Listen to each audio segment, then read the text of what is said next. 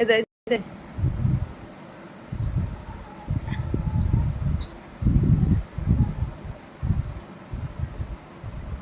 এই দৌড়ে দৌড়ে মুড়ি খাচ্ছিস গোলু? এ ছোচা গোলু, এই